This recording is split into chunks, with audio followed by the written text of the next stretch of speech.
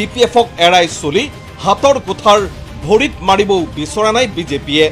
UPPLক লৈ একেবাৰেই সন্তুষ্ট নহয় শাসকীয় বিজেপি। UPPLखौ लानानै गोजोननाय गैया खुंथायाव थानाय BJP दोलोआ BPFखौ नागारनानै आखायाव लानाय रुवाजों गावनि आथिङाव दानफावनो गोसो गैया BJPआ। गिबियावनो गासैबो रायजो राजाफोरनिसिम आंनि अननाय आरो सिबिनायखौ फिन खेबसेबाव बावहरबाय आरो बेजों लोगोसेनो दिनैनि मोनसे गोदान भिडिअ नोंथांमोनखौ फिन खेबसेबाव बरायनानै लाबाय। आसा खालामो नोंथांमोनहा बयबो भिडिअखौ जोबजासिम नायगोन आरो जोबथारनायाव आंनि चेनेलखौ साबस्क्राइब खालामनानै लागोन। BJPनि सानखान्थिया गोरोबाखसै UPPLखौ लानानै राजनितिकनि सानखान्थिया गोरोबाखसै। बिदिब्ला बे भिडिअखौ एसे नायनानै लानि दे। UPPLক লৈ একেবাৰেই সন্তুষ্ট নহয় শাসকীয় বিজেপি।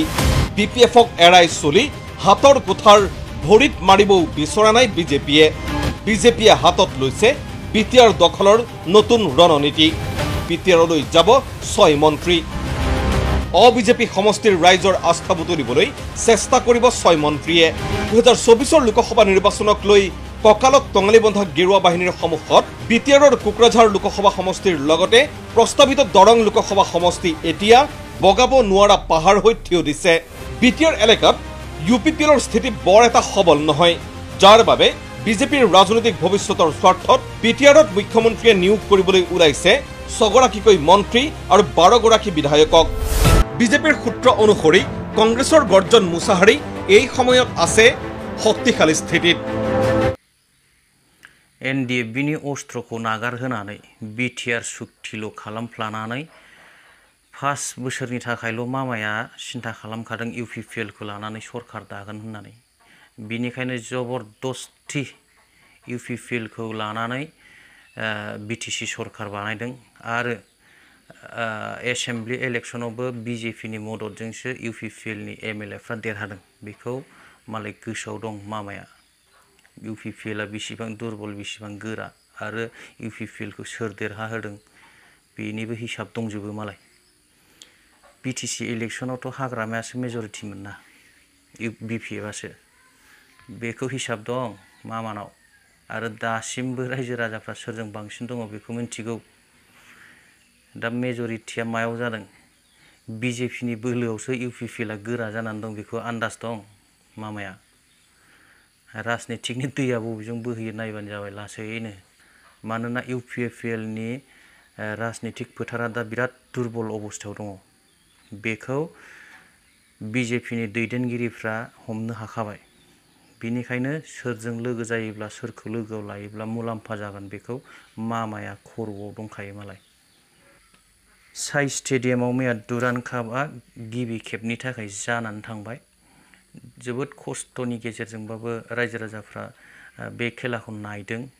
नाथाय दुखु गोनां बाथ्राया जाहैबाय खेला नायफुनाय समावनो अखायाबो मेगन गोसा मा खालामनो सोरखौ सैयाथाय ज्राव ज्राव अखा हाना होबाय। ओरै पाब्लिकफ्राबो खस्थ' मोनबाय। खेलायाबो जानांगौ बायदि जायाखिसै। बिराद दुखुनांथाव जादों मैयानि दिनाव। बिनिनो माखासे नुथायफोरखौ नायनि आरो बेजों लोगोसे मामाया क'क्राझारनि थाखाय मा फोसावलांदों बेखौबो भिडिअनि गेजेरजों नायनानै ला दिनै। আজিৰ এই সুন্দৰ অনুষ্ঠানত আমাৰ মাজত উপস্থিত ভাৰতৰ প্ৰতিৰক্ষা মন্ত্ৰী ৰাজনাথ সিং ডাঙৰীয়া, BTRৰ CM প্ৰমোদ বড়ো ডাঙৰীয়া। অতি আনন্দৰ কথা যে কোকৰাঝাৰত দুৰান্ড কাপৰ দৰে এছিয়াৰ আটাইতকৈ পুৰণি ফুটবল খেল অনুষ্ঠিত হৈছে আৰু এই খেলখন উদ্বোধন কৰিবৰ বাবে আমাৰ মাজত ভাৰতৰ ৰক্ষা মন্ত্ৰী প্ৰতিৰক্ষা মন্ত্ৰী राजनाथ सिंह डांगरिया उपस्थित हुए।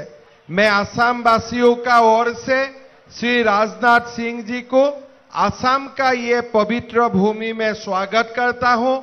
बोडोलैंडर शांति और समन्वय आजिर এই प्रतियोगिताखনৰ মাজেৰে प्रकाश पाइছে। কোকৰাঝাৰত राज्य सरकारे এখন সুন্দৰ স্টেডিয়াম 110 কোটি টকা খৰচেৰে নিৰ্মাণ কৰিব। तार सिद्धांतर कथा मैं आको एबार घोषणा करी মই মোৰ বক্তব্যক সামৰণি মাৰিছো। ধন্যবাদ। জয় হিন্দ। বন্দে মাতৰম।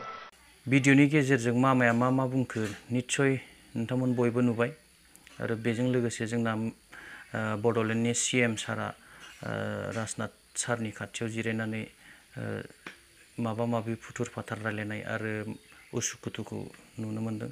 जाय हक बे जानानै थांबाय आरो दा मोनसे दंबावो भिडिअआ जोबथ'वाखै। मोनसेया जाहैबाय दुरान्ड कापखौ लानानै सोर माबायदि आर'ज गाबदों इसोरनाव एसे नायनानै लानि आरो बे आर'ज गाबनाया माबायदि फिथाइ थायदों नायनानै लानि। जिबायदि अनसुलाबो जिबायदि मेगन गोसाखाबो गोजौना। बारहुंखा सारअन्थाइ फैनांगौ दिनै जोबनो उराय होजोबनांगौ। बारहुंखा जै बारहुंखा फैबाय नोंनि नामै दाउसा मासे हगारना होगोन आं। हे गुरु बारहुंखा फै दिनै बारहुंखा।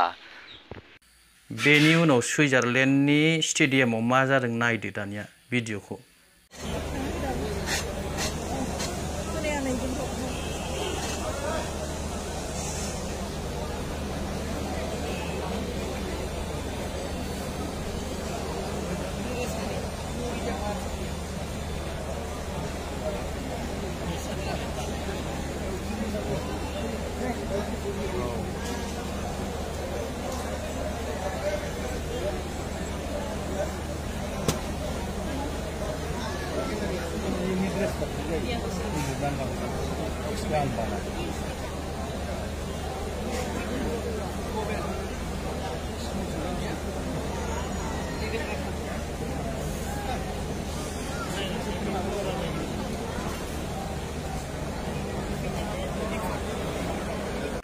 भिडिअखौ नायनानै माबायदि मोनखो अन्नानै प्लिज कमेन्ट खालामदो। दिनै भिडिअखौ एसेयावनो दोनथ'बाय। Thank you. गोजोन्थों। जय बर' हारिनि।